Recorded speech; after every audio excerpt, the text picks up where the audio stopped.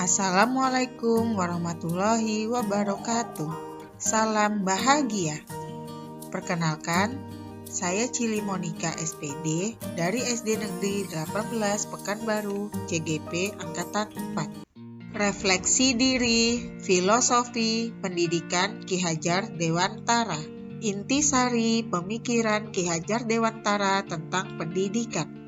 Pendidikan dan pengajaran merupakan usaha persiapan dan persediaan untuk segala kepentingan hidup manusia, baik dalam hidup bermasyarakat maupun hidup berbudaya dalam arti yang seluas-luasnya.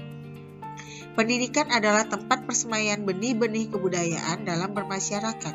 Ki Hajar Dewantara memiliki keyakinan bahwa untuk menciptakan manusia Indonesia yang beradab, maka pendidikan menjadi salah satu kunci utama untuk mencapainya. Pendidikan dapat menjadi ruang berlatih dan bertumbuhnya nilai-nilai kemanusiaan yang dapat diteruskan atau diwariskan. Proses pembelajaran yang mencerminkan pemikiran Ki Hajar Dewantara yaitu proses yang berorientasi pada anak. Anak diberi kebebasan namun tetap diawasi oleh pendidik agar tidak kehilangan arah dan tujuan sehingga tetap di bawah arahan gurunya. Dalam praktiknya, proses pembelajaran terhadap anak harus sesuai dengan kodrat alam dan zamannya. Artinya, disesuaikan dengan kondisi kearifan lokal, di mana peserta didik berada dan sesuai dengan tuntutan zaman di masanya.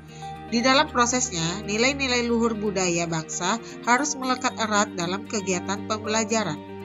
Nilai budi pekerti menjadi bagian yang tidak terpisahkan dalam pembelajaran, yaitu perpaduan antara nilai cipta, rasa, dan karsa.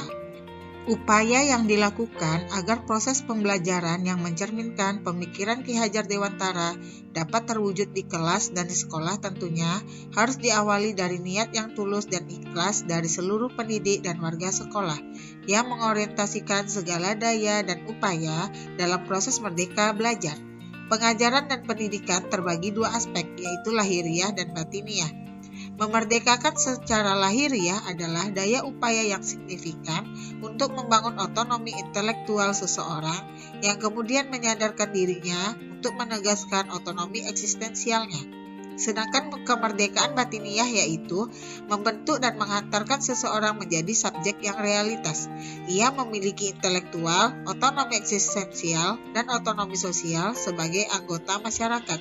Ketiga wilayah otonomi itu menjadi bagian integral identitas diri atau jati diri.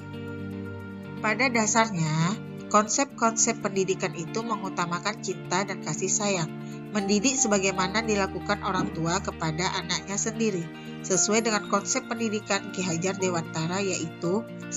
Ing ngarso tung tulodo, yang artinya di depan. Maksud di depan adalah seseorang harus bisa memberi teladan. Teladan menjadi kata kunci kesuksesan dalam pembelajaran.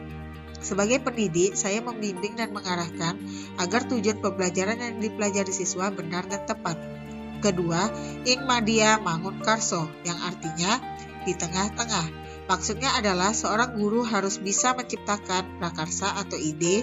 Jadi, sebagai pendidik, saya memfasilitasi proses pembelajaran anak dengan beragam metode dan strategi agar tujuan pembelajaran dapat tercapai, serta potensi yang dimiliki oleh siswa dapat berkembang dengan baik. Ketiga, tuturi handayani, yang artinya di belakang. Maksudnya, seorang pendidik harus bisa memberikan dorongan dan arahan. Sebagai seorang pendidik, saya memberikan dorongan kepada siswa untuk belajar dengan tuntas dan maju berkelanjutan.